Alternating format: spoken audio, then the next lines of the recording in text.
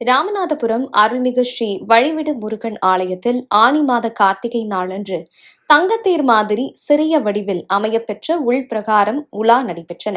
பரிவார தெய்வங்களான நவகிரகம் இடும்பன், தட்சணாமூர்த்தி, விநாயகர், வழிவிடு முருகன் ஆகிய தெய்வங்களுக்கு சிறப்பு அலங்காரம் செய்யப்பட்டு சிறப்பு தீபாராதனை காண்பிக்கப்பட்டவுடன்